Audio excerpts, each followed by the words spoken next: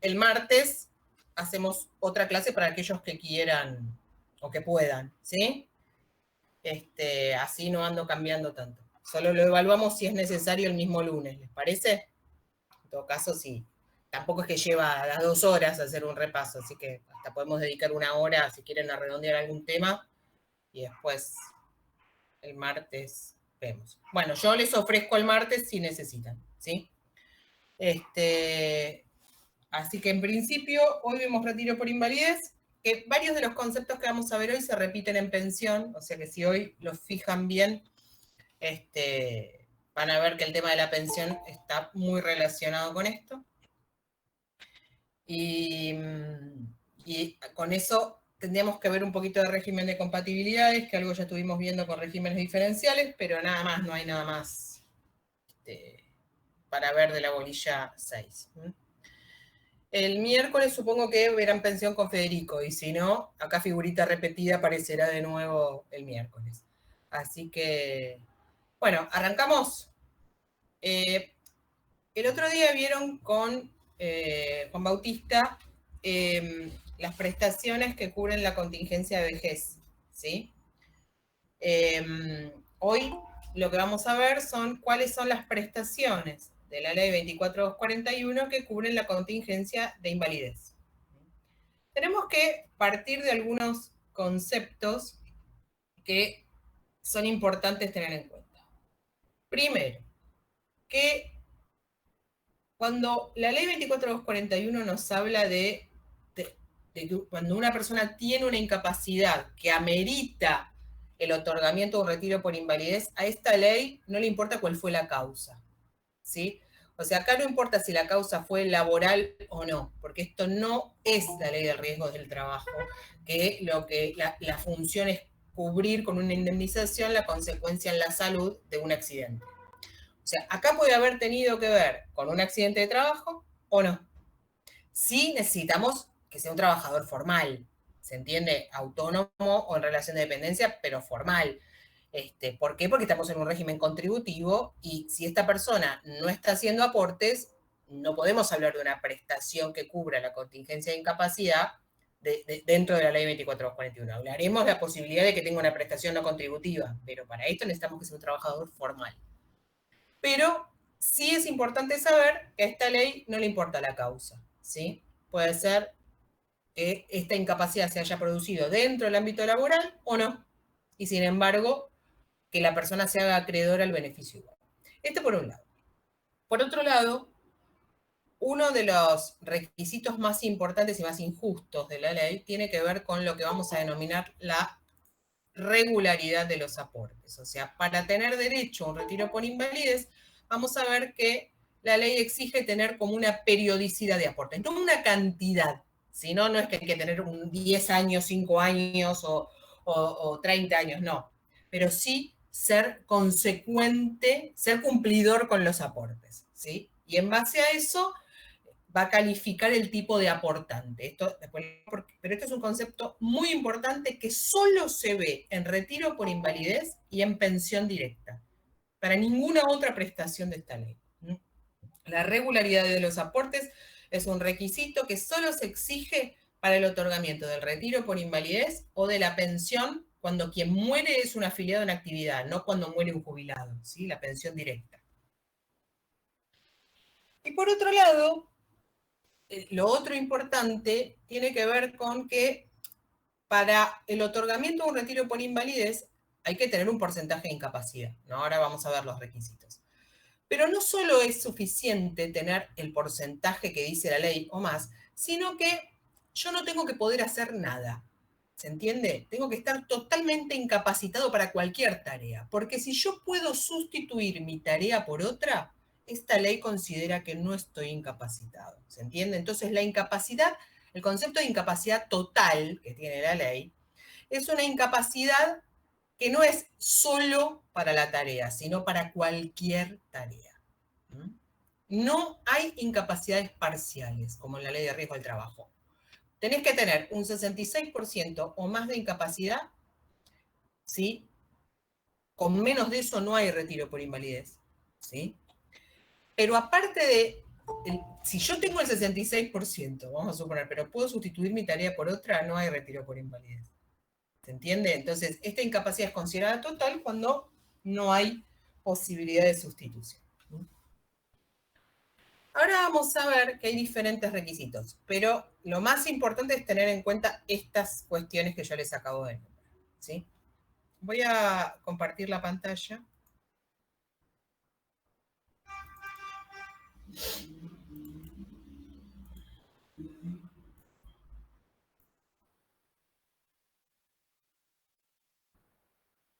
¿Se ve ahí? Sí, profe. ¿Se ve? Buenísimo. Bueno, cuando hablamos de retiro por invalidez, vamos a ver que la ley nos va a llevar primero lo vamos a ver en el artículo 27, después lo vamos a ver en el artículo 48 hasta el 52, estos son los 4 artículos como más importantes, y después nos vamos a trasladar a los artículos 95 y siguientes. ¿Por qué la ley nos lleva de un lado para el otro cuando hablamos de retiro por invalidez? Nos lleva de un lado para el otro porque, esperen que justo está queriendo ingresar alguien, nos lleva de un lado para el otro porque estas normas eran aplicables tanto a la gente del régimen de reparto como quien optaba por capitalización. Entonces, si bien los primeros artículos, los 40 y pico, se aplicaban a todos, los 90 y pico era la determinación del haber. Entonces nos lleva de un lado para el otro porque estaba separado de acuerdo a si era reparto o capitalización. Hoy por hoy es lo mismo, ¿sí? Porque la determinación del haber se hace de la misma manera. Pero, digo, para que no se mareen, yo en el PowerPoint puse los números de artículo para que ustedes vayan buscando, ¿sí? Muy bien. Para analizar la procedencia del retiro por invalidez, lo que vamos a hacer es ver los requisitos. Primero, y más importante, el requisito de la incapacidad. Esta incapacidad de la que hablábamos recién tiene que ser física o intelectual, no importa, ¿sí? Y producida por cualquier causa. Esto es lo que puntualizamos recién. No importa si la causa es laboral o no, si fue en el ámbito laboral o no. O sea, no tiene por qué haber sido, o sí, un accidente de trabajo. La incapacidad física o intelectual producida por cualquier causa que reduzca la capacidad del afiliado en un 66% más. O sea, todo aquel que tenga un 66% o más de incapacidad, esa incapacidad se considera total. ¿Sí? Se eligió el número de 66 porque equivale a las 2/3 partes del cuerpo, son 2/3. Por eso no se puso 52, 51, 58. El 66 es 66 sobre 100, son 2/3, ¿sí? De la capacidad laborativa. Segundo requisito, no haber alcanzado, ¿sí?, la edad para jubilarse. O mejor dicho, en el caso de los hombres, sobre todo, no haber alcanzado los 65 años de edad. Ahora les voy a contar por qué. Punto 1, porque dijimos que si yo tengo 2 contingencias, la de vejez y la de invalidez, no me van a pagar por las dos, ¿sí? Me otorgan la prestación a la que tenga derecho. En este caso, si yo ya tengo los requisitos para jubilarme, o sea, llegué a la edad, 60 años, y tengo los 30 años de aporte y me incapacito, no me van a pagar el retiro por invalidez, me van a pagar la jubilación. ¿Por qué? Porque yo ya cumplí los requisitos para la prestación por vejez. O sea, entre la prestación por invalidez y la de vejez, si ya tengo los requisitos para la de vejez, me pagan esa, ¿sí? Ahora, ¿por qué el tope son 65 años? Esto tiene un poco que ver con lo que hablábamos antes del régimen de capitalización. Antes de que desapareciera el régimen de capitalización, se hacía una diferenciación entre antes de los 65 y después de los 65. ¿Por qué? Porque cuando uno se afiliaba al régimen de capitalización, esto lo hablamos el otro día, los aportes iban a esa cuenta de capitalización que correspondiente a la FJP a la que yo había elegido. Pero antes de ingresar a la cuenta, ¿qué pasaba? Me hacían un descuento.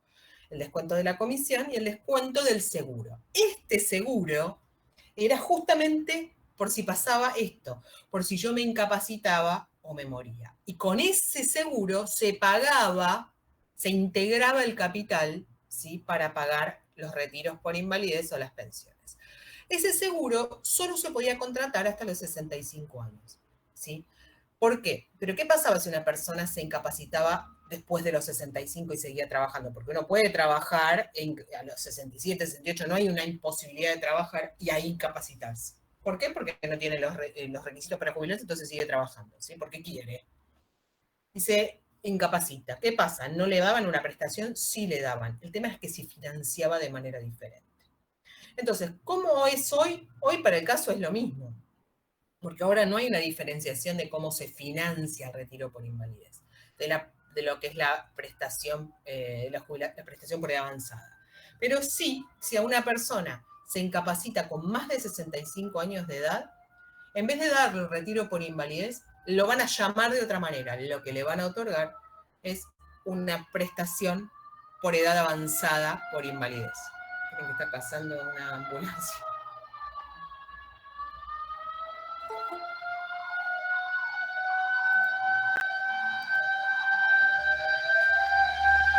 Ah, justo acá era. A veces son los bomberos que tienen el cuartel cerca y siempre pasan por la puerta. Bueno. Entonces, ¿es lo mismo? Sí, la prestación por edad avanzada, por invalidez, y el retiro por invalidez es lo mismo. Digamos, el haber se determina igual, pero el retiro por invalidez se paga hasta los 65 años, o sea, todo aquel que se incapacita hasta los 65 años, y si me pasa lo mismo, pero me pasa después, me van a otorgar con otro nombre. Se llama prestación por edad avanzada por invalidez, pero es igual, le cambian el nombre, nada más, porque quedó así cuando era el régimen de capitalización. Entonces, para tener derecho a un retiro por invalidez, tengo que tener una incapacidad, un porcentaje de incapacidad igual o superior al 66%, incapacidad física o intelectual, lo mismo, sea por cualquier causa. 2, no haber llegado a los 65 años de edad y no tener derecho a la PBU. Esto también, dijimos antes, si ya tengo derecho a la PBU, entonces quiere decir que me puedo jubilar, y si me puedo jubilar, no me van a dar la jubilación por invalidez, me van a dar la jubilación común. Otro requisito, y con esto vamos a abrir un paréntesis y lo vamos a ver después, es ser aportante regular o irregular con derecho. Esto tiene que ver con lo que les nombré antes, esto de tener cierta periodicidad de aportes, cuán cumplidor fui con los aportes, va a determinar en algunas ocasiones si tengo derecho o no al retiro por invalidez. Y en otras, si sí tengo derecho, ¿cuál va a ser el monto? A mayor cumplimiento en la periodicidad de aportes, mayor es el haber, en todo caso, ¿sí? Cuanto más cumplidor fui. Después dice, no estar percibiendo la prestación por incapacidad temporaria o provisoria de la Ley de Riesgos del Trabajo. ¿Por qué? Porque después cuando veamos la Ley de Riesgos se van a dar cuenta. Cuando uno recién se incapacita y tiene un accidente de trabajo, ¿puede ser que tenga más del 66% de incapacidad? Sí. Ahora, si esta incapacidad en la Ley de Riesgos del Trabajo es todavía temporaria o provisoria, ¿sí? Todavía da derecho a percibir el retiro por invalidez. Tiene que haberse declarado definitivo. Pero este es un requisito que lo van a comprender mejor cuando lo veamos en la Ley de Riesgos del Trabajo, ¿sí? Pero mientras yo esté percibiendo una prestación de incapacidad laboral temporaria de la Ley de Riesgos, o de incapacidad laboral total, pero no definitiva, ¿sí? No tengo derecho a retiro por invalidez. Después, tampoco tendrán derecho a retiro por invalidez aquellas personas que estuvieran incapacitadas a la fecha de afiliación o a la fecha de ingreso como trabajador dependiente por la enfermedad que ahora pretenden obtener el retiro por invalidez. O sea, si yo ya estaba incapacitado antes de empezar la relación laboral, ¿sí? No tengo ahora derecho a decir que me incapacité durante la relación laboral, aunque no sea por causa laboral, ¿se entiende? Entonces, diferente es, si yo estaba incapacitada, ¿sí? Me lo detectaron en el preocupacional, ¿puedo trabajar? Sí, porque yo tenía un porcentaje de incapacidad que no me lo permitiera. Ahora, ¿puede ser que me haya agravado? Sí. En ese caso no hay problema, porque ya estaba en el preocupacional. Ahora, si yo ya estaba incapacitada totalmente, no se me hizo preocupacional, yo ahora pretendo hacer valer algo que en realidad yo tenía, y bueno, ahí lo vamos a tener que discutir. Y después el último requisito al que le vamos a tener que prestar mucha atención es el que dice que la invalidez total debe exceder un tiempo mínimo requerido por la norma, ¿sí? Porque si hay una incapacidad que es por un tiempo determinado, corto, ¿sí? no hay derecho a retiro por invalidez. Esto se supone que tiene que ser algo permanente. Dice, si solo produce una incapacidad verificada un tiempo o probable que no excede del tiempo en que el afiliado en relación de dependencia tuviera derecho a la percepción de remuneración u otra prestación sustitutiva o a un año en caso del trabajador autónomo, no hay derecho a retiro por invalidez. Me voy a detener un poquito acá. A ver, ¿cualquier persona que se incapacita en cualquier momento puede ir a pedir un retiro por invalidez? No. Esa incapacidad tiene que tener una duración en el tiempo mínima para que a mí me habilite a pedir el retiro por invalidez. ¿Sí? Yo puede ser que hoy tenga una enfermedad que me incapacita totalmente y esté tirada en la cama, pero no por eso voy a ir a pedir un retiro por invalidez. Entonces, ¿cuál es el tiempo mínimo que tiene que tener de duración esta incapacidad para pedir el retiro por invalidez? En el caso de un trabajador en relación de dependencia, siempre tengo que pensar que el retiro por invalidez empieza cuando termina la cobertura de la ley de contrato de trabajo. O sea, mientras yo tenga derecho al salario o a la prestación sustitutiva del salario, no hay derecho a pedir retiro por invalidez. ¿Se entiende? Recién donde termina la cobertura de la LST es donde yo puedo pedir el retiro por invalidez. ¿Sí? ¿Por qué? Porque puede ser que, a ver, la finalidad de la ley no es tener una persona incapacitada para toda la vida, sino que si yo pido el retiro por invalidez, que el Estado cubra esto, porque yo soy un trabajador aportante, esto es cierto, tiene que ser algo realmente permanente y que hoy no lo pueda solucionar. Entonces, si yo estoy en el marco de mi licencia, paga o no, ¿sí? O estoy en el periodo de reserva de puesto y todavía tengo una cobertura a la ley de contrato de trabajo, por lo tanto ahí, ¿sí? No tengo derecho todavía a pedir el retiro por invalidez, ¿sí? Entonces, donde se termina esto, o donde termina la cobertura de una ley, empieza la otra. Termina la del empleador, empieza la del Estado. ¿Se entiende? En el caso del trabajador autónomo, es un año como mínimo tiene que tener de duración la incapacidad. Esto es un requisito sumamente arbitrario, porque el trabajador en relación de dependencia, de última, tiene un salario o una prestación sustitutiva o una reserva de puesto, tiene una obra social. El trabajador autónomo no. En general, si no trabaja, no cobra. Y si no cobra, y durante un año no puede venir a retiro por invalidez, es bastante injusto. Se puede plantear en sede administrativa, muchos abogados de hecho lo hacen, de pedir el retiro por invalidez antes del cumplimiento del año. Pero bueno, tienen que tener en cuenta esto, ¿sí? No cualquier patología ni cualquier duración en el tiempo de la patología habilita pedir retiro por invalidez. Por supuesto que cuando una persona tiene hepatitis, ¿sí? Tiene que estar un mes, no sé, en la cama, ¿sí? ¿Eso te permite ir a pedir retiro por invalidez? No. Igual estamos en un momento muy especial donde vamos a ver que esto del coronavirus va a reeditar cuestiones que tienen que ver con los retiros por invalidez. ¿Por qué? Porque acá no hace falta que sea una cuestión laboral, ¿sí? Entonces, y porque hoy por hoy no sabemos qué secuelas quedan, ¿sí? Es todo muy, muy desconocido aún, pero yo creo que va a haber muchos retiros por invalidez por esto. Ahora, obviamente, el coronavirus no es o lo que produce el coronavirus no es una patología que esté incluida dentro del listado que hoy tenemos de patologías. Ahora lo vemos eso. ¿Qué pasa con estos casos? ¿Sí?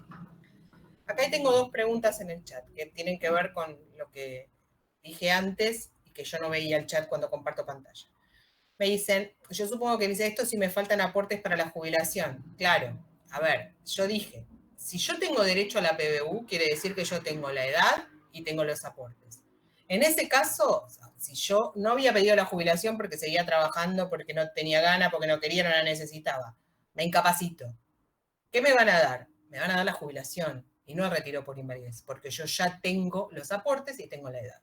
Ahora, si no tuviera los aportes, ¿sí? Si no tuviera los aportes, ¿me podría jubilar? No.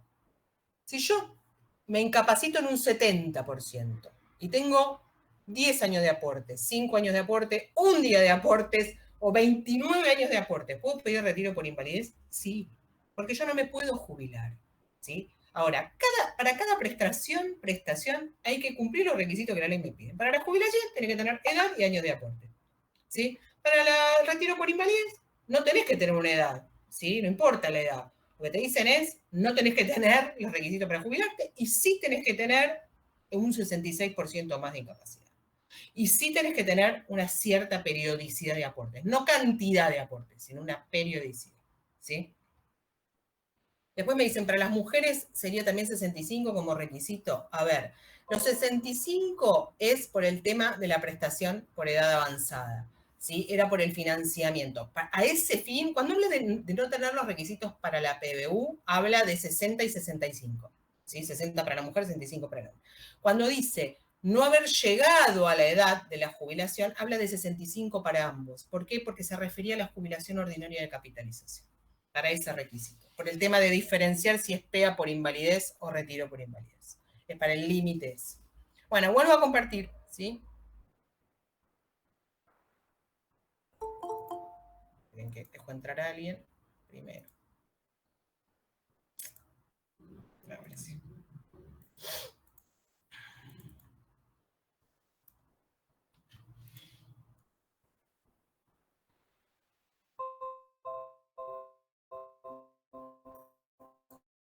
Bueno,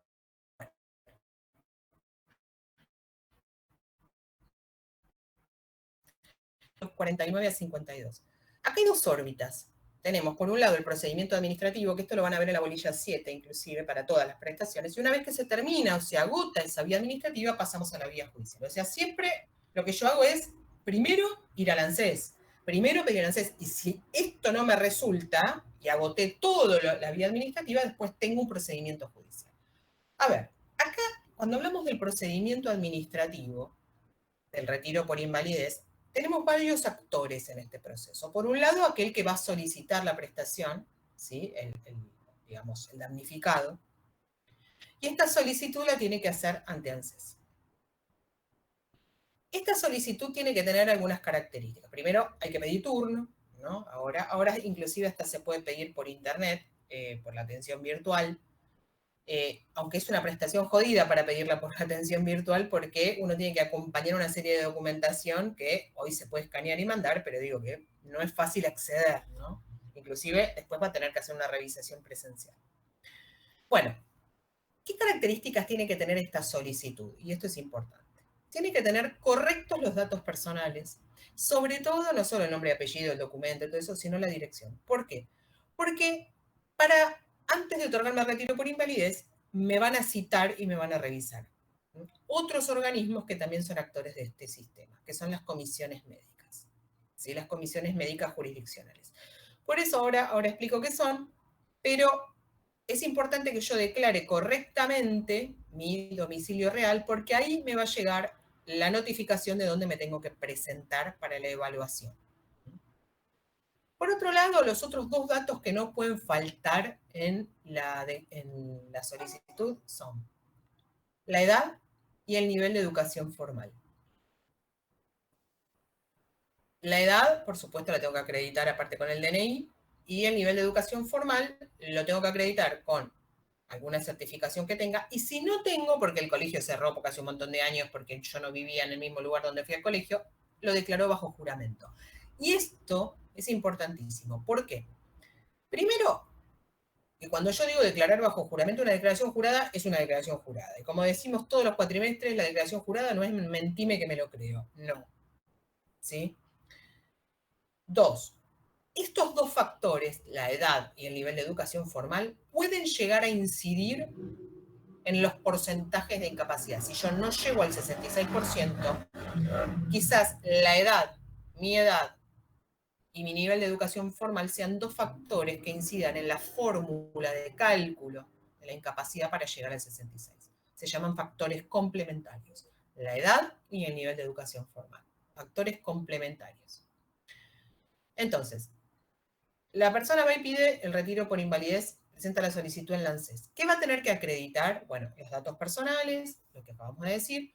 Puede acompañar toda la documentación médica que tenga para avalar la incapacidad que invoca que tiene. Esto no quiere decir que no me van a mandar a hacer más estudios, pero todo lo que yo pueda aportar, mucho mejor. Y también tengo que aportar mi documentación laboral. ¿Por qué? Porque tienen que chequear esto de la regularidad de los aportes. Muy bien. Una vez que ingresa la solicitud, ¿sí? Me van a citar, ¿sí? Para que yo me presente a una comisión médica. Las comisiones médicas, ¿sí? Son organismos que están integrados por médicos de varias especialidades y hay dos tipos de comisiones médicas. Las comisiones médicas jurisdiccionales y la comisión médica central. Digamos, las comisiones médicas jurisdiccionales están distribuidas en todo el país.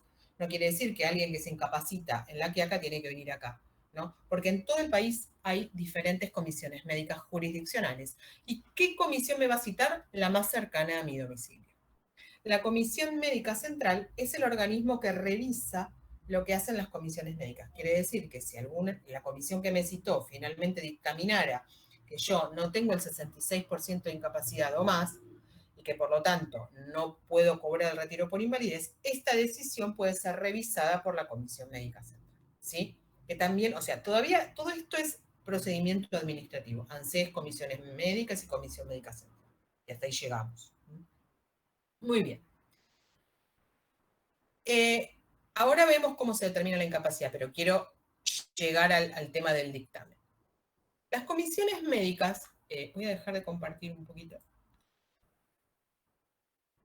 Las comisiones médicas, entonces, son organismos que dependen de la Superintendencia de Riesgos del Trabajo, porque son las mismas comisiones médicas que van a actuar en los casos de accidentes de trabajo para la CRT. ¿Sí? Entonces, una vez que se presenta la solicitud, ANSES remite, lo que hace es dividir el expediente en dos. Por un lado, va a determinar el tema de la regularidad de los aportes. ¿Por qué? Porque si determina que yo soy aportante irregular, sin derecho, directamente no me revisan. Si no tengo periodicidad de aportes, directamente no importa si estoy 100% incapacitado, no hay retiro por invalidez. ¿Sí? O sea, el expediente corre por carriles separados. Por este lado, ANSES determina en función de mis antecedentes laborales si yo soy, ahora vemos, aportante regular o irregular con derecho. Y por otro lado, se forma un anexo médico con toda la documentación que yo aporté y eso se manda a la comisión médica para que me cite. ¿Sí? Siempre y cuando acá, de la otra parte del expediente, surja que yo voy a tener derecho, porque si no estoy haciendo aportes, claramente no voy a tener derecho. Esto lo van a entender un poquito mejor dentro de un rato. Muy bien. A ver, una vez que el expediente, la parte médica, digamos, llega a la comisión médica me cita y yo voy. Puedo llevar más documentación si quiero y me pueden mandar a hacer más estudios, ¿sí? O sea que puede ser que la citación sea única o que pueda tener otra citación después. Puede ser que yo vaya ese día y me digan, bueno, tenemos toda esta documentación suya, pero lo que me van a hacer se llama psicodiagnóstico completo. No es el psicodiagnóstico que conocemos, sino que es una revisación completa, que tiene que ver con si yo me toman la presión, bueno, las cuestiones, digamos, de cualquier médico clínico. Revisan si me puedo vestir solo, si no, si tuve que ir acompañado, si no, si me manejo solo, si puedo viajar solo. O sea, un montón de cuestiones que también tienen que ver con la patología que yo esté denunciando que tengo. ¿Sí? Y puede ser que ese día me digan, miren, con esto basta y en el término de 10 días hábiles vamos a emitir un dictamen, que ese es el plazo que la ley le da, en días hábiles, siempre, de lunes a viernes, 10 días tiene la comisión médica para decidir. O que me digan, mire, tenemos todo esto, lo revisamos, pero necesitamos profundizar un poco más. Le vamos a mandar a hacer estudios. Si me van a mandar a hacer estudios, ellos me van a extender las órdenes, me van a decir cuáles son los prestadores, si yo no tengo que hacer nada, y me van a conseguir los turnos. ¿Sí? La misma comisión médica. Es más, si yo no me puedo trasladar, los traslados también son gratuitos para el trabajador. ¿Sí? Igual esto es muy parecido al tema de RT. Si en este caso si yo me tengo que hacer más estudios porque me lo mandaron, bueno, una vez que tenga todo me van a volver a citar para que finalmente lleve los estudios y a partir de ese momento van a correr los 10 días que va a tener la comisión médica para dictaminar. ¿Sí? O sea, a partir de la única citación o de la última citación con todos los estudios, ellos tienen 10 días para emitir un dictamen. Este dictamen lo que hace es describir todo esto que yo les dije, cuál es mi estado general, ¿sí? La revisación que me hicieron, qué estudios me mandaron a hacer y qué porcentaje de incapacidad tengo. Ahora, ¿cómo se llega a este porcentaje de incapacidad? En la ley está reglamentada por uno de los tantos decretos, que es el decreto 478 del 98. El decreto 478 del 98 es un baremo. El baremo es una tabla, ¿sí?, que es la que utilizan las comisiones médicas para determinar la incapacidad. Esta tabla está dividida por los diferentes aparatos del cuerpo, respiratorio, circulatorio, sí, óseo, bueno. Y dentro de cada uno de estos aparatos, toda la gama de patologías que puede haber y su graduación. La hipertensión o la diabetes grado 1, 2, 3, ¿sí? Entonces, yo puede ser que pida un retiro por invalidez porque no tengo una sola patología, porque tengo varias. Y ese es el problema, porque si yo tengo una sola, no hay problema. Lo que va a hacer la comisión médica es, en función de la revisación que me hizo, de los estudios, qué sé yo, va a decir, bueno, a ver, vino acá porque tuvo un infarto. Va a mirar las secuelas de un infarto, qué porcentaje le da el baremo, y ese es el porcentaje de mi invalidez. Ahora, esto no suele suceder ahí, así. La gente que va a pedir un retiro por invalidez en general tiene varias patologías. Entonces, ¿cómo hacemos para saber qué porcentaje de incapacidad implica cada una de ellas y si las sumamos para llegar al 66? No se suman. La realidad es que no se suman.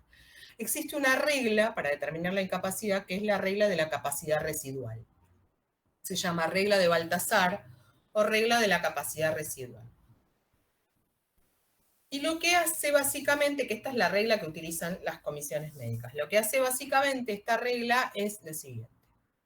Se empieza, vamos a suponer que tengo 3 patologías que yo denuncio para pedir retiro por invalidez. Vamos a empezar, o la comisión médica va a empezar a contabilizar la incapacidad por la que tenga mayor incidencia, ¿sí? La que en el baremo tenga mayor porcentaje, ¿sí? Vamos a suponer que por el infarto de miocardio le dan 40%. Después denuncio que tengo hipertensión grado 2, me dan un 10%, y que tengo, no sé, hipoacusia, me dan un 10% más, ¿sí? Voy a empezar por la de 40, ¿sí? Y estoy inventando los porcentajes, ¿eh? Estoy inventando. Muy bien, voy a ver. Sí. Perdón, ¿puedo hacer una consulta? ¿Cómo no? Es una consulta como a modo informativo y también como para entender un poco. ¿Puede ser que también las enfermedades mentales cuenten dentro de los retiros por invalidez? Claro, ahí dice, la incapacidad puede ser física o intelectual. No Es importa. decir, si una persona cobra una pensión por discapacidad, una persona que trabajó y se enferma y cobra una pensión por discapacidad, ¿es una persona que tuvo un retiro por invalidez? No, no. Una persona que cobra una pensión por discapacidad no puede ser nunca retiro por invalidez. Las pensiones por discapacidad son no contributivas. ¿Entendés? Acá hablamos de gente que está trabajando y que por alguna razón puede ser una cuestión mental también, que ya la tenía y se agravó o que se reprodujo después. En el medio de todo el estrés de la pandemia le dio algo, puede ser, ¿sí? Pero si cubre una pensión por discapacidad, no. Eso es algo no contributivo. Vamos a suponer que esta persona estaba trabajando y por la razón que sea, por conflictos familiares, la pandemia, lo que sea, no sé, tiene algún problema mental ahora, ¿sí? O le descubrieron algún problema mental que hace que hoy no pueda seguir trabajando, ¿sí? ¿Puede pedir un retiro por invalidez? Sí. Pero tiene que tener aportes, ¿se entiende? No importa si se le produjo por el trabajo, pero lo que te quiero diferenciar es, no hay pensiones por discapacidad. Cuando hablamos de pensiones por discapacidad, hablamos de otra cosa. Hablamos del Ministerio de Desarrollo Social, que se las va a pagar ANSES probablemente, pero que no tienen que ver con esto. El retiro por invalidez es siempre en el marco de una relación laboral, aunque no se haya producido por la relación laboral. ¿Sí? Entiendo. Es una relación, o sea, donde tiene que haber un pago, o sea, donde tiene que haber un trabajador que pague aportes. Exacto. Tiene que ser un trabajador fuerte. ¿Sí? Perfecto, muchas gracias. No, de nada. Bueno, entonces vamos a suponer, dijimos que teníamos estas 3 patologías. Entonces, ¿cómo va a ser una vez que me evaluó la comisión médica para establecer que si yo alcanzo o no el 66% de acuerdo a todas estas patologías que yo invoqué que tenía? Entonces va a ir al baremo y se va a fijar, de las 3 que yo denuncié, o puede haber alguna más, ¿cuál es la que tiene mayor incidencia? Vamos a suponer que en este caso fue el infarto, ¿sí? Entonces, bueno, a ver, dice, bueno, el baremo le da 40%. Bueno, vamos a poner infarto de miocardio 40. Muy bien. Pero acuérdense ustedes que para llegar al porcentaje de incapacidad que realmente tiene la persona, yo no voy a sumar los porcentajes. Vamos a suponer, dijimos que esta persona tiene hipertensión y que por esa hipertensión el baremo me daba 10%, ¿se acuerdan? Y que por la hipoacusia me daba otro 10%. Yo no voy a hacer 40 más 10 más 10. No. Yo voy a poner la primera patología, que es la mayor, sí, voy a poner 40, que es lo que el baremo dice exactamente. A partir de la segunda patología, yo voy a hacer así. Entonces, bueno, a ver, la hipertensión. ¿Qué porcentaje le da el grado 2 en el baremo? 10%. Ajá. Pero dijimos que no lo sumo al 40. No, lo que tengo que hacer es, si tenía un 40% de incapacidad, ¿cuánta capacidad le queda? 60. En un 100%, si yo le saco el 40% de capacidad a esta persona porque tuvo un infarto y el baremo dice que eso le da un 40% de incapacidad, ¿cuánta capacidad residual le queda? 60. Entonces voy a agarrar la segunda patología, ¿se acuerdan que era 10? El 10% de 60, el 10 de lo que le queda, ¿cuánto es? 6. Entonces voy a poner 40 más 6. ¿Se entiende? A partir de la segunda patología, siempre calculo ese porcentaje de la capacidad que le queda. Vuelvo a repetir. Tenía un 40% de incapacidad por el infarto. Le quedaba 60 de capacidad residual. Estaba sano en un 60%. Voy al baremo y me fijo, hipertensión, ¿cuánto da? 10%. El 10% de eso que me queda, de los 60, el 10% de 60 es 6. Entonces voy a hacer 40 más 6. 6% es lo que realmente tiene de porcentaje de hipertensión. Tengo 46. Bueno, ahora voy a hacer lo mismo con la hipoacusia, ¿sí? Si tengo 10%, si tiene 46% de incapacidad, ¿cuánto le queda de capacidad? Le queda 54. 54, ¿sí? Entonces voy a hacer el 10% de la hipoacusia de los 54 me va a dar 5,40, 5,4, ¿sí? ¿Se entendió? Entonces voy a hacer 40 más 6 más 5,4, ¿sí? Y ese va a ser el porcentaje de incapacidad, que en este caso no llega al 66, ¿sí? Pero siempre, a partir de la segunda patología, se va calculando el porcentaje siempre de la capacidad residual. Por eso se llama la regla de la capacidad residual. Da menos que sumándolo, ¿sí? Ahora, fíjense ustedes que nosotros acabamos de ver que todas estas son patologías. Acá nadie habló de nada social, digamos, ni de nada económico. O sea, acá no hay ninguna incidencia de lo que la persona perdió de ganar, por ejemplo, todo este tiempo que no pudo trabajar, lo que nosotros denominamos en derecho el lucro cesante. No. La ley prohíbe, dice, todo lo que sea incapacidad social o de ganancia. Dice, no se computa, y es relativo, no se computa en la fórmula nada que tenga que ver con incapacidad social o de ganancia. Eso no incide, o sea, no es importante para la ley lo que vos perdiste de ganar. Me preguntan acá si así sucesivamente se cuenta con 3 o 4 patologías siempre. Si vos tenés 5 patologías, siempre lo haces sobre la capacidad residual. Seguís con la misma regla, ¿sí? Ahora, te digo que es relativo esto de que no se permite, digamos, dentro de lo que es el cómputo del porcentaje de incapacidad, determinar ningún ítem que tenga que ver con incapacidad social o de ganancia. ¿Por qué? Porque dijimos que hay dos factores que los vamos a llamar factores complementarios, que uno es la edad y el otro es el nivel de educación formal, que son cuestiones sociales, si lo quieren decir de alguna manera. ¿Cuándo yo voy a computar estos dos factores? Únicamente los voy a contabilizar, y ahora vamos a ver en qué porcentaje, cuando con las patologías solamente no llegué al 66. ¿Sí? Si yo ya con todas las patologías que tenía, haciendo la regla de la capacidad residual, ya llego al 66% más, no me importa ni la edad ni el nivel de educación formal. ¿Por qué? Porque para la ley, a los efectos de determinar cuánto va a cobrar, es lo mismo tener 66%, 80 o 95. No es que a mayor porcentaje de incapacidad va a cobrar más. ¿Se entiende? Entonces, los factores complementarios, que son la edad y el nivel de educación formal, solo se computan en la fórmula si yo no alcanzo con lo demás el 66%. Muy bien. Ahora, tampoco me salvan la vida, porque tienen un límite máximo, ¿sí? El nivel de educación formal y la edad solo podrían llegar a sumar un 10% más. Y un 10% más, hay una escala. A ver, no es lo mismo. Un 10% más siempre sobre el residual. No, espera. Estos dos se suman. Estos dos sí se suman. No se sigue. Para computar la edad y ni el nivel de educación formal, voy a sumar los porcentajes. ¿Sí? Ahí sí sumo. Pero no es que siempre voy a sumar 10, esperen. Esto es lo que les quiero decir. Tienen un 10 como máximo cada uno. No es lo mismo para la ley ser analfabeto que tener estudios universitarios. ¿Por qué? Porque a mayor nivel de educación formal, mayor posibilidad de inserción laboral, se supone. ¿Sí? Lo mismo con la edad. A menor edad, mayor posibilidad de reinserción laboral. Entonces, no es lo mismo tener 50 años que tener 60 o 65 para la ley. ¿Se entiende? El nivel de educación formal es así. Si sos analfabeto, te da un 10% más.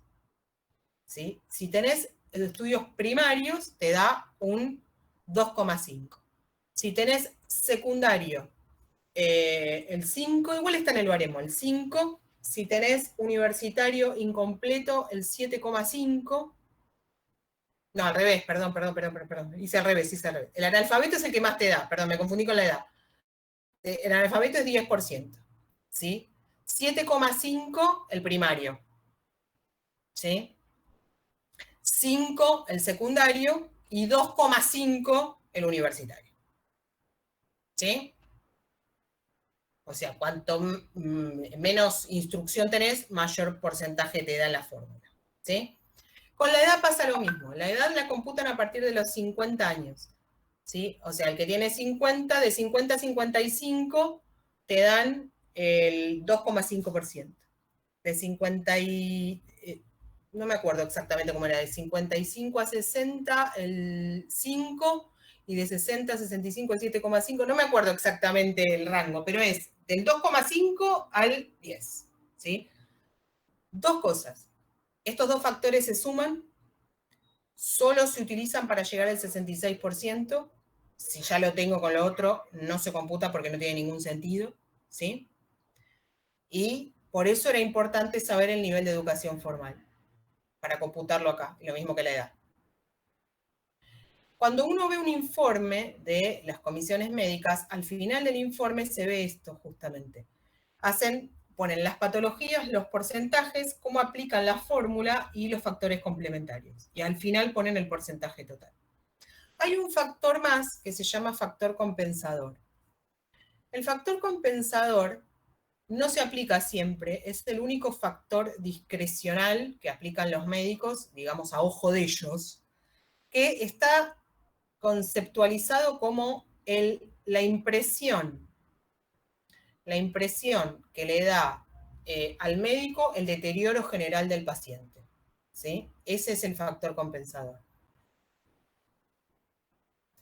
Acá me dicen si entre los dos un 10%, si tiene el máximo de los dos, no, 10% cada uno, si tiene el máximo de 10% de educación formal y 10% de analfabetismo, se suman los dos. Es el 20. Bueno, este factor no se aplica en general mucho, ¿sí? Se aplica cuando realmente hay un margen muy chiquitito, la persona tiene el 64% de incapacidad, habiendo aplicado todo, y no llega al 66%, y realmente es un estado grave. Entonces, el médico puede discrecionalmente aplicar hasta un 10%, ¿sí? Pero no se aplica siempre. Y también lo mismo, ¿sí? Es solo para llegar al 66%, ¿sí? Si ya llegué, esto desde ya no se aplica. ¿Mm? ¿Alguna vez? Bueno. ¿Está bien hasta acá? Muy bien. Una vez que me determinan el porcentaje de incapacidad, la comisión médica va a emitir un dictamen. Dijimos que tenía 10 días para emitir este dictamen, ¿sí? Que es donde van a decir el porcentaje de incapacidad. En general, los dictámenes vienen acompañados no solo de esto, sino de, digamos, la recomendación de prestaciones en especie. ¿Por qué? Porque la idea de la ley no es que tener incapacitados para siempre, sino la recuperación. Y si solo me dan una prestación en dinero, digamos, no es muy coherente el hecho de cómo hago yo para recuperarme. Entonces, esto viene a colación de lo siguiente. Los retiros por invalidez siempre se otorgan con carácter transitorio, por 3 años, siempre. Así me esté muriendo. Nunca se otorgan de entrada con carácter definitivo, nunca.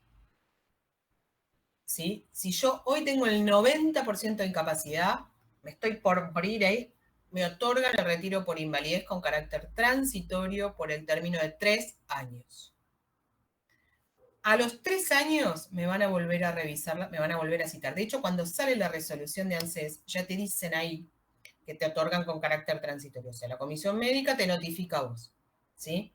Y ANSES dicta una resolución donde dice que te otorgan el retiro por invalidez y que te van a volver a revisar. Y te van a citar dentro de 3 años para que vayas de nuevo y te van a revisar a ver si mejoraste o no. En esa citación dentro de 3 años pueden suceder 2 cosas. Que yo esté igual, que yo me haya mejorado, o que no tengan certeza, que yo vaya y que no estén seguros de qué pasó, de si estoy mejor o no. Entonces existe una posibilidad más, que es extender el retiro transitorio por invalidez 2 años más, con carácter transitorio. O sea, el retiro transitorio puede tener un plazo máximo de 5 años, ¿sí? 3 años, siempre me lo otorgan 3 años. Cuando me revisan de nuevo, si no existe certeza sobre la posibilidad de recuperación, me dan un changüí más, 2 años más. Ahora, ahí a los 5 años me vuelven a revisar, ¿no? A los 3 más 2.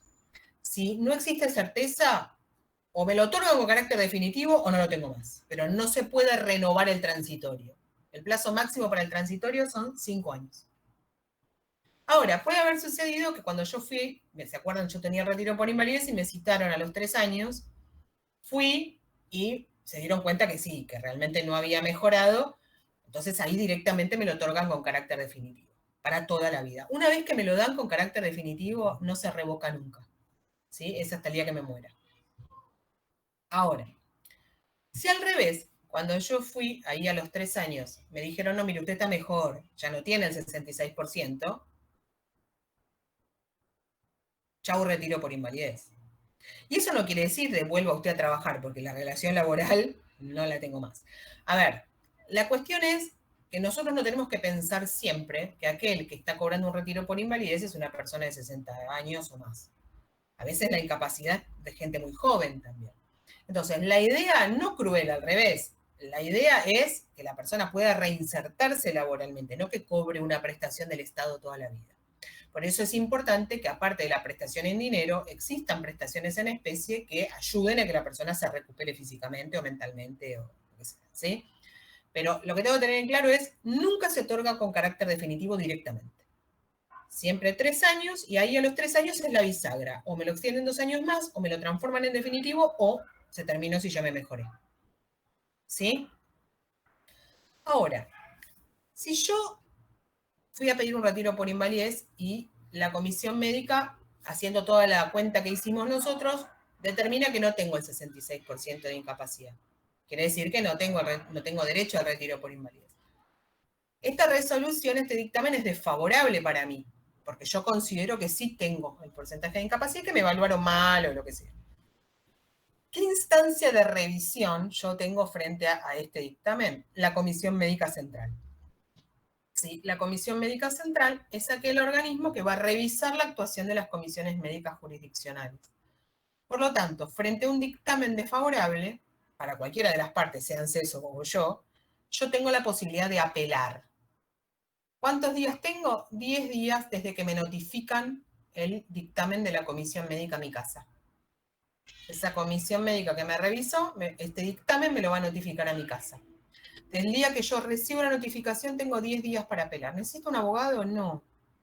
Esto es un procedimiento administrativo. Yo lo único que necesito hacer es, ante la misma comisión médica que me lo denegó, no a la que tengo que ir, ¿sí? Ante la misma que me lo denegó, presentar un escrito que diga apelo. Nada más, con mi firma, apelo. No hace falta, ellos ya saben por qué. Se supone, a ver, si me dieron un 40% de incapacidad, es obvio porque estoy apelando, ¿sí? Pero no hace falta que lo hagan con un profesional. Esto no. Sí es importante que sepan que existe un plazo para apelar y que siempre la apelación se presenta, me quejo ante el organismo que me lo denegó, no al que tengo que ir, ¿sí? Una vez que la comisión médica recibe mi apelación, la pone dentro del expediente y manda el expediente a la comisión médica central, que va a hacer el mismo procedimiento que antes. Me va a citar si hace falta me va a hacer algún estudio, y los plazos son los mismos que vimos antes. Ahora, la cuestión es que la Comisión Médica Central solo atiende en Buenos Aires, y la gente no vive solamente en Buenos Aires. Por lo tanto, existe otro procedimiento alternativo para quienes viven en el interior, que es optativo. O sea, ellos si quieren pueden seguir el caminito de la Comisión Médica Central o no, o pueden seguir este otro camino.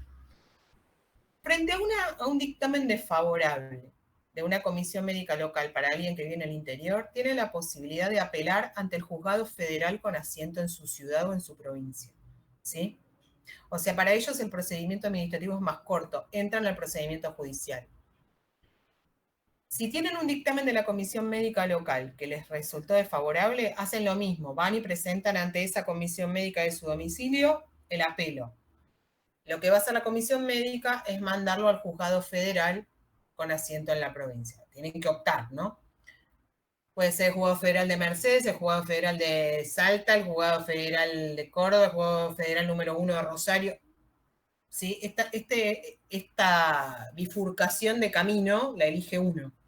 Ahora, sí tengo que tener en claro que si yo elijo ese camino, se terminó mi procedimiento administrativo y empieza mi proceso judicial. Empiezo un juicio, ¿sí? Y si empiezo un juicio necesito un abogado. ¿Se entiende? Lo favorable que tiene es que esto lo puedo hacer dentro de mi propia ciudad, de mi propia provincia, y no tengo que seguir un trámite a distancia ni trasladarme para que la Comisión Médica Central me revise. Si yo sigo el camino del juzgado federal con asiento en la ciudad que yo vivo o en la provincia, ¿quién me va a revisar? El cuerpo médico forense correspondiente a la justicia de esa provincia, ¿sí? Y va a ser lo mismo que haría acá la Comisión Médica Central. Lo que es, a ver, no importa, no están estudiando Derecho, así que no importa tanto los vericuetos legales, pero sí que tienen que saber que cuando se termina el procedimiento administrativo empieza el judicial, y cuando uno empieza un procedimiento judicial necesita sí o sí un abogado. Vamos a tenerlo más claro cuando veamos el otro camino. Volvemos a la Comisión Médica Central. Vamos a suponer que la Comisión Médica Central, ¿sí? Una persona que vive acá en Buenos Aires, le resultó desfavorable el dictamen, apeló, va a la Comisión Médica Central, la Comisión Médica Central lo revisa todo y emite otro dictamen que también es desfavorable. A partir de acá se terminó mi camino administrativo y arranco mi camino judicial, si yo la quiero seguir, ¿sí? Porque yo estoy convencida de que en realidad merezco mi retiro por invalidez. ¿A dónde voy a apelar? Voy a presentar ante el mismo organismo que me lo denegó, o sea, ante la Comisión Médica Central. Tengo 10 días para presentar un escrito que diga apelo. ¿Sí? Lo que va a hacer la Comisión Médica Central es agregar ese escrito y va a mandar el expediente a la Cámara Federal de la Seguridad Social. Cuando la Cámara Federal de la Seguridad Social reciba el expediente ahora digitalmente, ¿sí? Lo que va a hacer es sortear una de las 3 salas para que intervenga en este juicio, ¿sí? Para ver si finalmente esta persona obtiene o no su retiro por invalidez. Y una vez que este expediente entra a la sala, le dirá a la persona que constituye un domicilio electrónico, ¿sí? Que se busque un abogado. ¿Por qué? Porque en realidad, a partir de ahora, todas las notificaciones le van a llegar a un abogado. Como en cualquier juicio de cualquier fuero civil, penal, no puedes actuar si no tenés abogado, a menos que seas abogado en causa propia. Cuando entras al ámbito jurisdiccional, en cualquier juicio necesitas el patrocinio letrado o designar un apoderado legal, ¿sí? Esto lo tienen que saber para lo que sea, civil, laboral, seguridad social, penal, lo que sea, siempre. Por eso muchas veces la gente viene y dice, yo puedo dejarle una cartita para... No puedo agregarlo en el expediente, porque si el escrito no tiene una firma de un abogado nosotros no podemos agregar nada. Sí lo podemos escuchar, lo podemos tener, lo podemos guardar, lo podemos leer, pero no podemos agregarlo porque no es un escrito, no es un acto jurídico, ¿sí?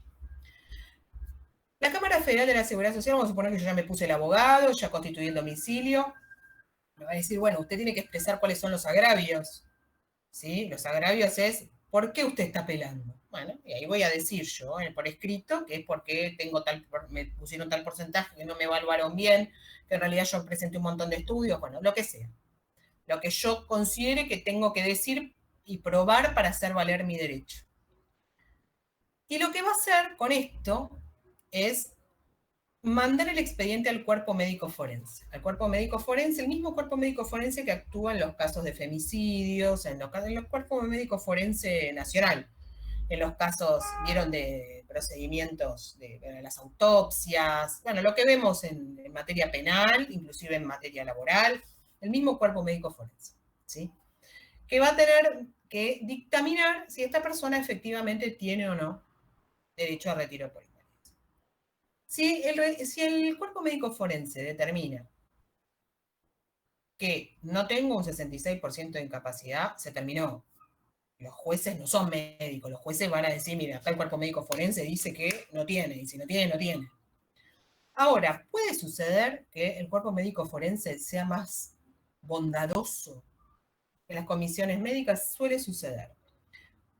Y uno dice, pero si en realidad es toda una fórmula, porque si es todo prácticamente matemático, ¿no? Si hay una tabla que dice cuánto es, bueno, lo que pasa es que sí, lo que se puede hacer en el ámbito judicial, que no se puede hacer en el ámbito administrativo, es aplicar determinadas cuestiones que tienen que ver con lo social. Por ejemplo, nos ha pasado de gente que no llega al 66% matemáticamente, aplicando el baremo, pero que realmente de la cantidad de estudios y de la patología que tiene, podés inferir que realmente está absolutamente incapacitado. Entonces le dan igual el retiro por invalidez. Entonces, el cuerpo médico forense lo que suele es hacer este tipo de apreciaciones también. O le detecta alguna patología que quizás en sede administrativa no se tuvo en cuenta, que a veces tiene que ver con eso, que no se sumó algo porque se creyó que no era importante y sí tenía incidencia. O, en todo caso, los jueces, si ven que el margen es muy chiquitito, entre el 64 y 66%, aplican alguna regla que tiene que ver con que realmente, aunque no se llegue a ese porcentaje de incapacidad, si falta muy poquito y realmente la persona está mal, le dan igual al retiro por invalidez. No siempre sucede, ¿no? Esto, más que nada, tiene que ver con todo el aspecto de lo que es digamos, la parte médica. Ahora quiero que veamos lo que es la determinación del haber y lo que es el tema de la regularidad de los aportes, que es sumamente importante. Verónica, perdón, ¿te puedo hacer una consulta? Yo mientras comparto, dale.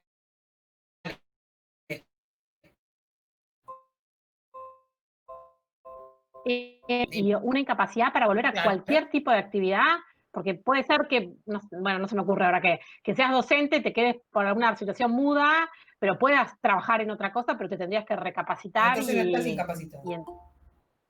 Pero aunque recapacitarte te tome, no sé, 3 años y aprender toda una profesión nueva. No importa, no necesariamente una profesión. Vos no tenés que poder hacer nada. Es tremendo, pero es así. Para esta ley es así. Por eso digo, la ley anterior era mucho más benévola, porque era, no importa si vos podías sustituir tu tarea por otra, no importaba, porque en definitiva le daba importancia a la tarea que vos hacías. Para esta ley es lo mismo, sin desmerecer, no lo tomen a mal, siempre doy el mismo ejemplo. Es lo mismo un pianista profesional que un albañil.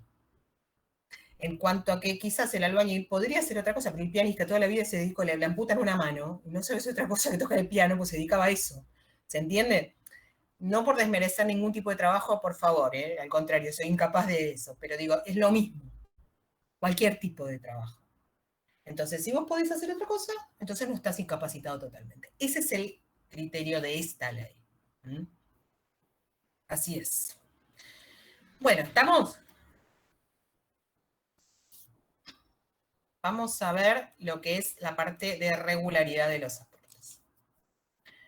Dijimos que el otro gran requisito importante para tener derecho al retiro por invalidez es tener regularidad en los aportes. Porque no importa si yo estoy 99,9% incapacitada, si no tengo regularidad en los aportes, no hay retiro por invalidez. ¿Sí? Entonces, el requisito de la regularidad de los aportes es un requisito que está plasmado en el artículo 95 de la ley, pero no te dice cómo se determina la regularidad. Te remite a lo que es la reglamentación. ¿Cuál fue la última reglamentación que se hizo para la regularidad? Este decreto que está acá en la pantalla. El decreto 460 del 99. ¿Por qué hubo varias reglamentaciones antes? Cada una que se hizo fue más amplia que la anterior. ¿Por qué? Porque las anteriores dejaban como más universos de gente afuera de los retiros por invalidez. Se fue haciendo como más amplia la calificación y de esa manera se permitió que más gente pudiera acceder al retiro por invalidez. Cuando hablamos de regularidad tenemos que hablar de 3 tipos de aportantes. El aportante regular, el aportante irregular con derecho y el aportante irregular sin derecho. Cuando hablo de aportante regular, ¿sí? No digo aportante regular con derecho, porque siempre el que es regular tiene derecho. ¿Sí? Yo voy a hablar de estas calificaciones aplicadas en este ejemplo, ¿sí? A gente que tiene 36 meses de afiliación, o sea que ya por lo menos ha trabajado 3 años. Después vamos a ver qué pasa si tiene un día de aportes nada más en toda su vida, ¿sí? Y esto que yo voy a decir aplica tanto a los trabajadores en relación de dependencia como a los autónomos, ¿sí? ¿Cuándo un trabajador califica como aportante regular? Es aportante regular aquel trabajador que registra, si es en relación de dependencia, retenciones de aportes durante 30 meses dentro de los últimos 36 al día que pide el retiro por invalidez. Registra retenciones de 36 meses anteriores a la solicitud de retiro por invalidez. En el caso del trabajador autónomo es lo mismo, siempre y cuando cada pago se hubiera efectuado dentro del mes calendario correspondiente a su vencimiento. A ver, vamos a hablar en criollo. 2 pautas. Para el trabajador en relación de dependencia es aportante regular, ¿sí? Si le descontaron aporte, no importa si el empleador lo hizo o no el aporte, ¿sí? Alcanza con que registre retenciones de aportes dentro de los últimos 36 meses, entre los últimos 3 años anteriores a la fecha en que pidió el retiro por invalidez, tiene que registrar 30 meses de aportes, ¿sí? 30 meses de descuento de aportes. 30 de 36. En el trabajador autónomo, como no tenemos un empleador que retenga, lo que dicen es, no solo tiene que tener el aporte hecho, sino que lo tiene que haber hecho dentro del mes calendario correspondiente. Esto quiere decir, si la cuota de autónomos vencía el día 7 y yo la pagué el día 30, ¿sirve? Sí, porque está dentro del mes. Ahora, si vencía el día 7 y yo la pagué hoy, el 7 de octubre vencía y yo la pagué hoy, 2 de noviembre, no sirve porque yo no pagué la cuota de octubre dentro del mes de octubre. Para que un pago sirva para calcular la regularidad, para que ese mes sea tomado como un mes hábil para la regularidad dentro de los 36, el aporte de ese mes para el autónomo tiene que haber sido hecho dentro del mes en que correspondía a su vencimiento. ¿Sí? O sea, tiene que haber sido en término. No importa si el día, ¿sí? Dentro del mes. Ahora, vamos a suponer que tenemos un trabajador que ya hizo muchos años de aportes y que quizás nos conviene fijarnos, ya estaba próximo a jubilarse, si en vez de tener 30 de 36 meses, ya no tiene los requisitos para la PBU. ¿Por qué? Porque puede ser que este señor o esta señora ya tenga los 30 años de aportes, pero no tenga la edad. Entonces, también es aportante regular aquel trabajador que tenga los mínimos de años de servicio, el mínimo de años de servicio con aportes para acceder a la PBU. Quiere decir que si es un régimen común y necesita 30 años de aportes, si ya tiene los 30 años de aportes, siempre es aportante regular. No importa si tiene 30 meses aportados dentro de los últimos 36. No le voy a preguntar eso, porque más que solidario fue con el sistema si ya tiene 30 años de aportes. Más que regular fue. Entonces, aquel trabajador que ya tiene los años de aportes para la PBU, siempre es aportante regular. ¿Y por qué no se jubila? Porque no tiene la edad. por eso está pidiendo retiro por invalidez. ¿Sí? ¿Cuándo es aportante irregular con derecho? El aportante irregular con derecho es aquel trabajador que registra retenciones de aportes durante 18 meses dentro de los últimos 36 anteriores a la solicitud del retiro por invalidez. 18 de 36, la mitad. Y en el caso del trabajador autónomo también, 18 de 36, siempre y cuando el pago se hubiera hecho dentro del mes calendario correspondiente a su vencimiento. ¿Sí?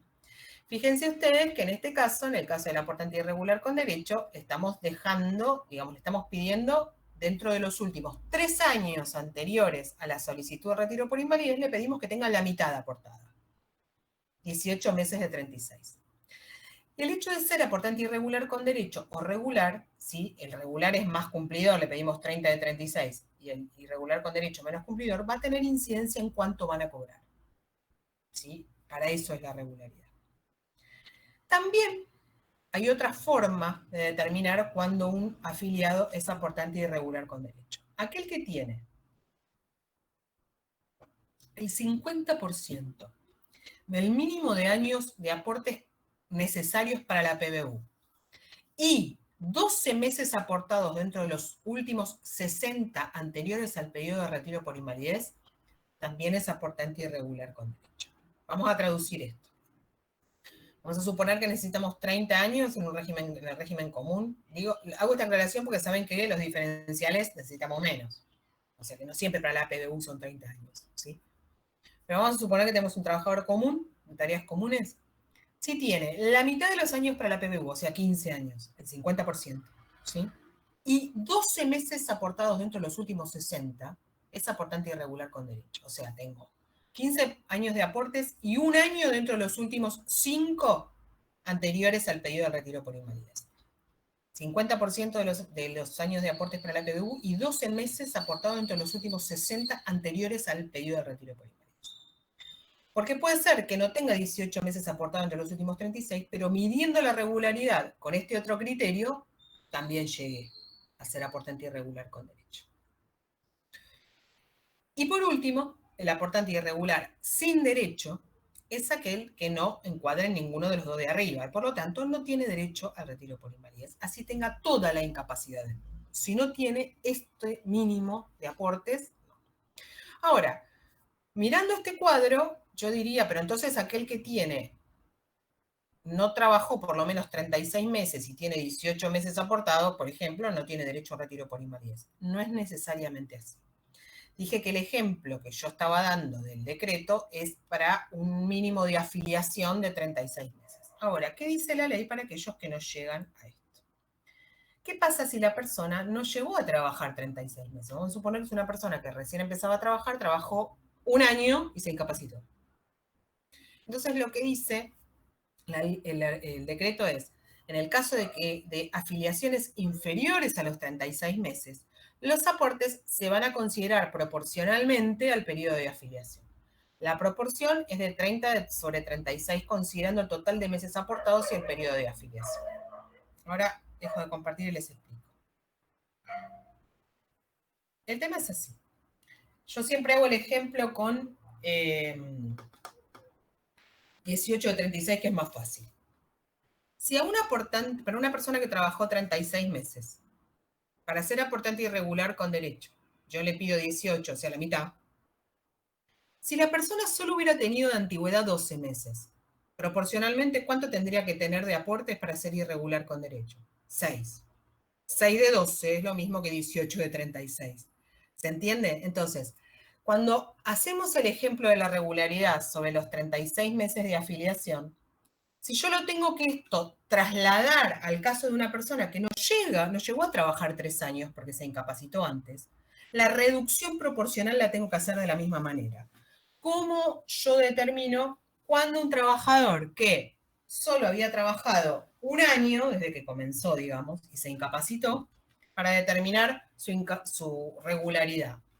Si dentro de los únicos 12 meses en los que estuvo trabajando, estos últimos, siempre son los últimos antes del pedido de retiro por invalidez, tiene 6 meses de aporte, es aportante irregular con derecho, porque es lo mismo que 18 de 36. ¿Se entiende? Y si tuviera, no sé, 10 de 12, sería aportante regular. ¿Sí? Entonces, si esta persona no tuviera un año de antigüedad de afiliación, tuviera 6 meses de antigüedad de afiliación. Sobre 6 meses, ¿cómo sería irregular con derecho? 3 de 6.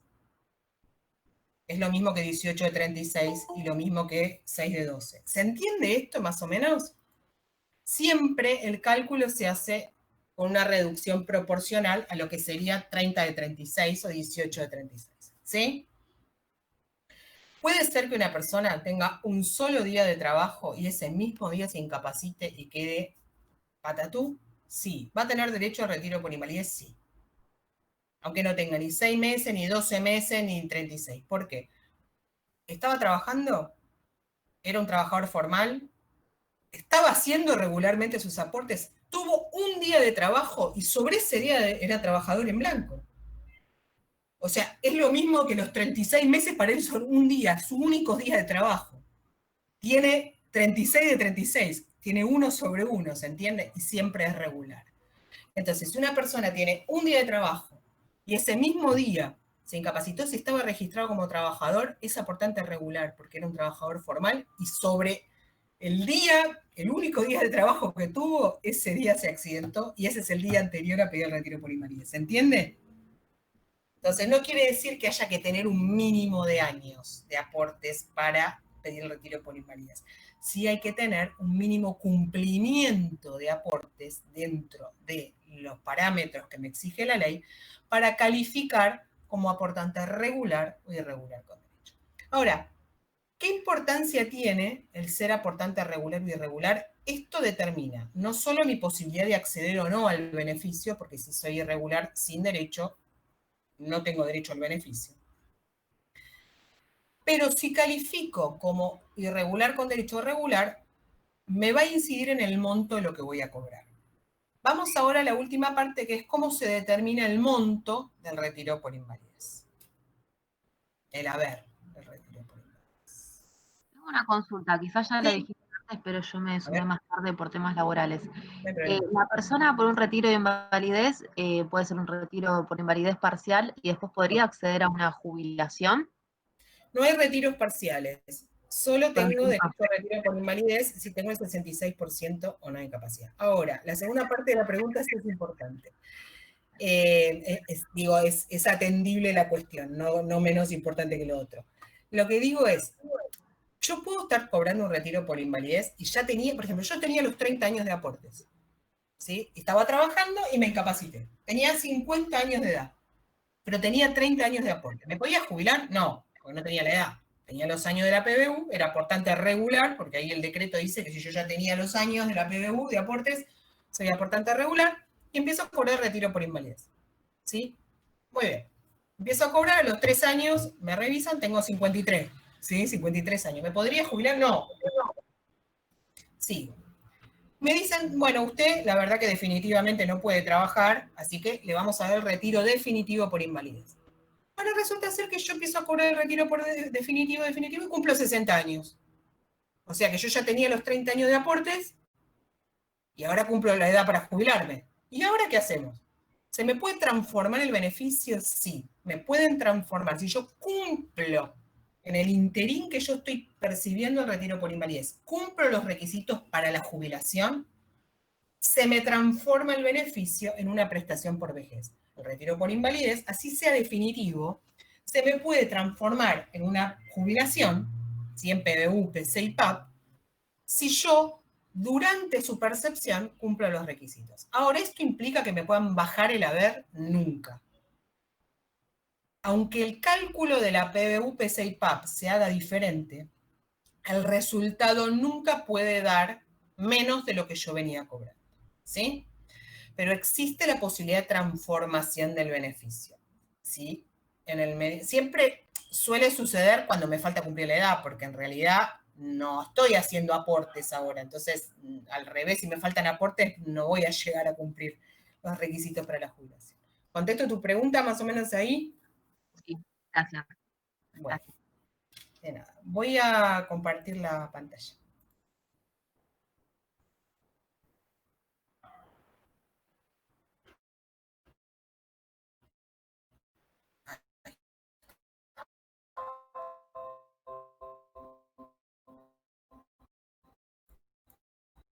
Es un trabajador que tiene tareas continuas, ¿cómo se determina la regularidad? También existe una forma de determinar la regularidad para aquellos trabajadores que tienen tareas discontinuas, ¿sí? Pero bueno, les dejo igual en el PowerPoint está, pero lo dejo para que lo vean ustedes, ¿sí? Porque no llegamos. Acá. ¿Cómo se determina el haber del retiro por invalidez? Artículo 97 de la ley, ¿sí? El retiro por invalidez tiene una fórmula que es esta: ingreso base por porcentaje de regularidad. El ingreso base, o sea, nosotros tenemos que despejar estas dos incógnitas para saber cuánto va a cobrar la persona. Para determinar el ingreso base, tenemos que hacer el promedio mensual de las remuneraciones actualizadas y o rentas de los autónomos percibidas durante los últimos 60 meses en los que hubo obligación de efectuar aportes. Estos 60 meses son los 60 meses anteriores a, ¿qué ruido?, a la solicitud de retiro por invalidez, o en el caso de la pensión, al fallecimiento del afiliado. Ustedes quédense nada más con la solicitud de retiro por invalidez, el resto lo van a ver después. Dos acotaciones y ahora vemos de nuevo la fórmula. Para los autónomos, los meses en los que se devengaron aportes y no se pagaron los aportes se consideran a valor cero y no se saltean. Ahora vemos qué pasa con eso. Y no se toma en cuenta el SAC. Ahora les voy a dar las apreciaciones, ahora dejo de compartir pantalla y les voy a dar las apreciaciones. Una vez que determino el ingreso base, si la persona ha sido aportante regular, le voy a aplicar el 70% a ese ingreso base. Invento. Vamos a suponer que el promedio del ingreso base, el promedio de los últimos 60 sueldos de esta persona me dio 100.000 pesos. ¿Sí? Si esta persona era aportante regular, a estos 100.000 que eran el ingreso base, le voy a hacer el 70% de 100.000. ¿Sí? ¿Se entiende? Son 70.000.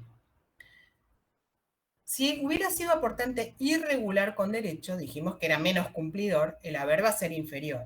Por lo tanto, a este ingreso base, que dijimos que era el promedio de los últimos 60 sueldos, ¿sí?, que lo habíamos determinado en 100.000 pesos, ¿sí?, le vamos a aplicar el 50%. El 50% de 100.000 son 50.000.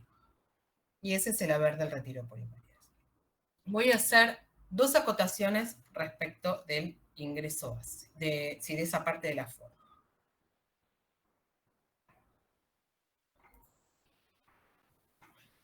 A ver, punto 1. Dijimos, el ingreso base es el promedio de los últimos 60 sueldos, ¿sí? ¿Desde cuándo los cuento? Siempre hago lo mismo. El día que voy a pedir el retiro por invalidez, ese día, de ahí miro para atrás los últimos 60 meses. Ojo acá. Porque si en ese transcurso de los 60 meses yo no estuve trabajando, no estuve siempre en la misma empresa, por ejemplo, porque dejé una empresa, tuve 3 meses de inactividad y empecé en otra, esos meses se saltean. ¿Por qué? Porque solo se cuentan los meses en los que yo tuve obligación de aportar.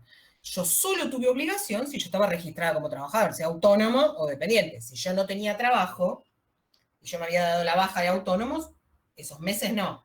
Si yo terminé en un trabajo y conseguí otro, pero en el medio tuve una inactividad, esa inactividad no se cuenta. Por lo tanto, salteo y sigo buscando hasta llegar a 60 meses. ¿Se entiende? Entonces, ¿de dónde parto? Desde el día de la solicitud. Miro para atrás 60 meses. No, acá no está el piano. Perdón. Los últimos 60 meses, ¿sí? Entonces, salteo los que hubo una actividad.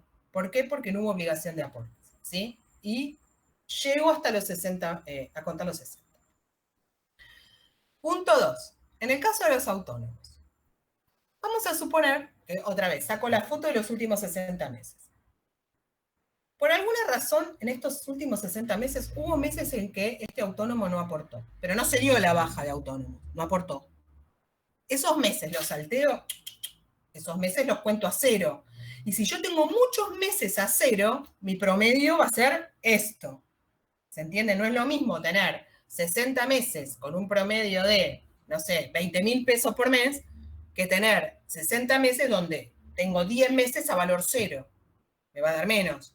Y si me da menos, después el 70% o el 50% que le aplique ese ingreso base me va a dar menos. ¿Entiende? Entonces, ¿cuándo no los salteo? Salteo cuando en esos meses no hubo obligación de aporte. Quiere decir que se dio la baja, no era autónomo y después se volvió a anotar, por ejemplo. O el trabajo en relación de dependencia entre que terminó un trabajo y consiguió otro.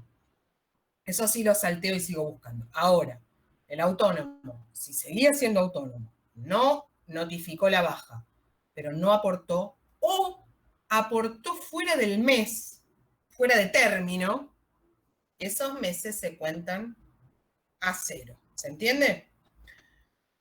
Otro punto. Las remuneraciones no se toman a valor histórico.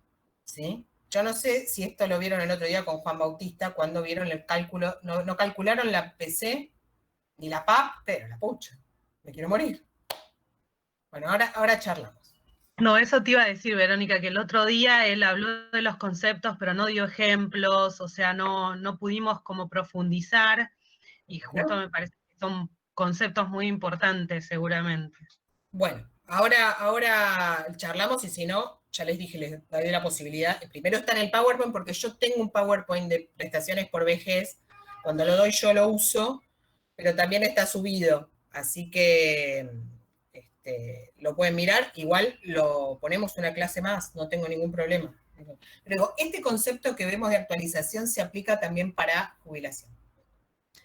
La jubilación es una suma de prestaciones. En una de las prestaciones, en dos de las prestaciones, lo que tengo que hacer es promedio de sueldos, ¿sí?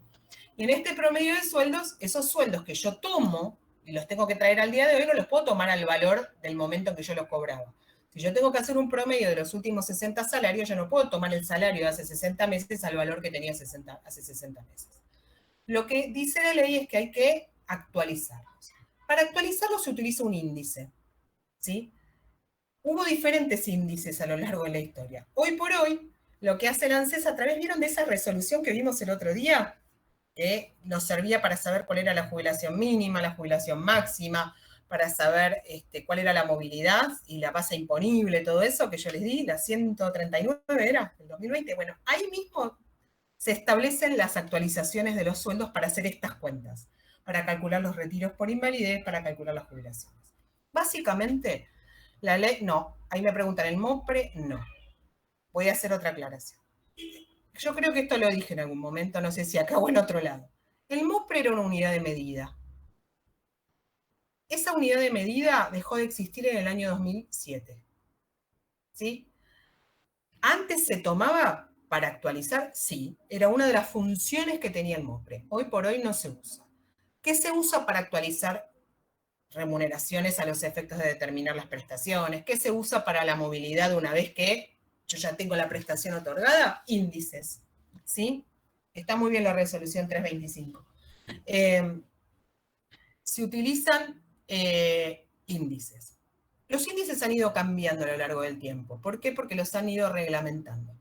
Históricamente siempre se ha tomado un índice salarial, ¿sí? La variación, o sea, qué índice se tomaba como pauta para actualizar las remuneraciones, el aumento del índice del nivel general de remuneraciones, ¿sí? Siempre fue una facultad del organismo de ANSES la determinación de los índices. Hoy no es una facultad del organismo, es una facultad de la Secretaría de Seguridad Social, y hoy por hoy se actualizan con el RIPTE, que es otro índice, ¿sí? No importa, ustedes lo que tienen que saber es que se actualizan con un índice. Ese índice da coeficientes, y esos coeficientes están publicados en estas resoluciones de las que estuvimos hablando, ¿sí? Una de ellas es la que utilizamos en la bolilla 5. La que vimos, es la misma que vimos en la bolilla 5. ¿Cómo se producen estas actualizaciones? Cada uno de esos sueldos que yo tomo para traerlos, y hacer ese promedio, lo tomo al valor que dice el coeficiente, ¿sí? El sueldo de, no sé, septiembre del año 2018, ¿cuánto equivale hoy? Cada uno de los meses está publicado, ¿sí? El coeficiente correspondiente para traerlo al día de hoy. Si hay un cuadro en cada resolución en los anexos donde está mes por mes y año por año cuál es el coeficiente que se utiliza de ese índice, del RIPTE en este caso, para actualizar ese sueldo, ¿sí? Entonces, ¿cuáles son los parámetros? Hacer un promedio. Este promedio tiene que estar actualizado. ¿Cómo se actualizan los sueldos? Por un índice. Y esto de que les dije de los autónomos, que si el aporte no se hizo dentro del mes calendario, o no se hizo, ese mes se cuenta, pero a valor 0 para hacer el promedio, ¿sí? Una vez que yo obtuve este promedio, ¿sí? Lo que tengo que hacer es aplicar el porcentaje. Me fijo, ¿era regular o irregular con derecho? Si era regular, el 70% del promedio. Si era irregular con derecho, el 50% del promedio. Y ese es el haber del retiro por invalidez. Eso es lo que cobra el retiro por invalidez. Si toda esta cuenta que hicimos nos diera menos que el haber mínimo de jubilación, cobra la mínima. Porque nadie puede cobrar menos de la mínima. El artículo 125 de la ley establece una garantía de haber mínimo.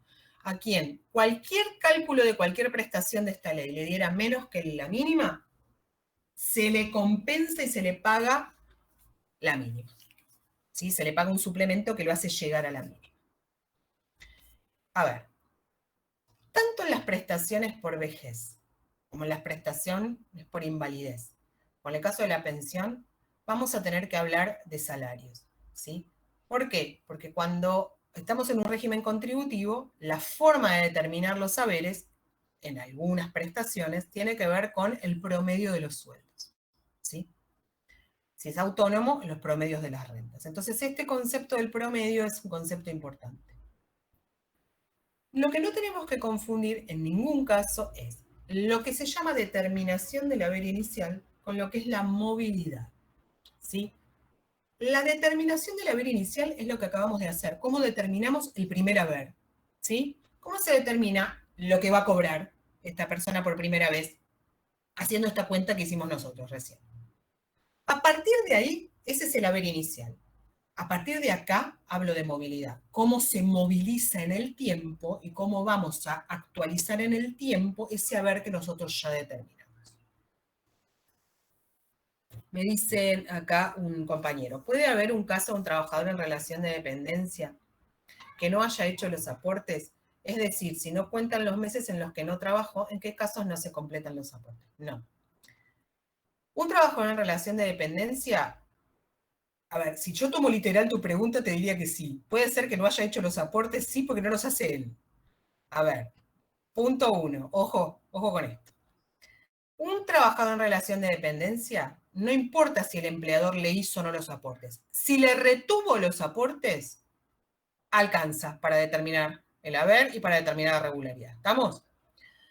Dice, si no se cuentan los meses en los que no trabajó, ¿en qué casos no se completan los aportes? A ver, si este señor no tuvo un trabajo solo en estos últimos 36 meses, ¿sí? Sino que tuvo 2 trabajos, ¿sí? O 3. Pero entre uno y otro hubo un periodo de tiempo, ¿sí? Puede ser que ahí en el medio, va a ser que en el medio no va a tener aportes. ¿Por qué? Porque no tenía por qué aportar, porque no tenía trabajo. No, él no los aporta aparte, los aporta su empleador. Entonces, esos meses, 3 meses de inactividad en el medio de cada trabajo, yo los salteo y sigo buscando hasta completar 60. Ahora, ¿puedo tener un trabajador que no tenga 60 meses aportados? Porque se incapacitó antes. ¿Se acuerdan que dijimos que capaz que tenía un año de antigüedad nada más? Si había tenido un solo trabajo, un pibe de 18 años, empieza a trabajar, se accidenta, al año de estar trabajando, ¿voy a poder hacer un promedio de las últimas 60 remuneraciones? No. ¿Y qué voy a tomar? El promedio de las últimas 12 que tenga, el promedio de las únicas 10 que tenga, de las únicas 12 que tenga, ¿se entiende? O sea que en ese caso, va a ser así. Si no llega a los 60, lo máximo que tenga dentro del periodo que la ley le requiere.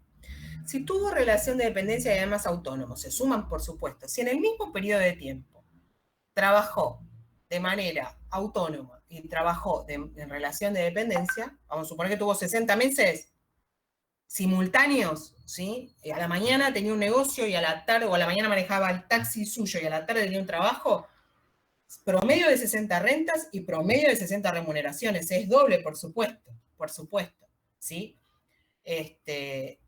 No quiere decir que va a cobrar dos retiros por invalidez, ¿sí? Pero sí se cuenta doble. ¿Por qué? Porque en realidad tuvo aporte doble, ¿sí? Esto es igual que en la jubilación.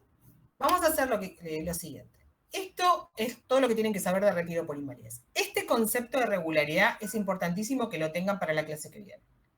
Porque dije que la regularidad es solo para el retiro por invalidez y para la pensión de afiliado en actividad, pensión directa.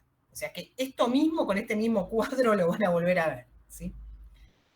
El lunes vamos a hacer la clase de repaso y si quieren, dedicamos la primera hora. Yo no tengo problema en quedarme después, inclusive, si quieren de las 7, yo no tengo drama, hago lo que ustedes necesiten. Si quieren, vemos el cálculo de la jubilación, para que lo vean. A ver, si entendieron esto, lo otro es muy fácil también. Lo que les pido es que miren los PowerPoint y vengan con el concepto, ¿sí? Porque yo no sé con qué profundidad lo dieron, la verdad que no estuve en la clase. Pero sí es importante que sepan cuándo hay que calcular, digamos, promedio o cuándo no. Nadie les va a pedir en el parcial que hagan cuentas, ¿sí? Pero sí que sepan lo que es la PBU, que sepan lo que es la PC, qué es lo que la PC compensa anterior al 94, la PAP después del 94, qué promedio de sueldos. Acá eran 60, en la PC son 120, o sea, este tipo de cosas tienen que diferenciar, ¿sí? En cada prestación se tienen que ubicar en la prestación misma, ¿sí? Nos vemos, si Dios quiere, capaz que el miércoles, creo que no.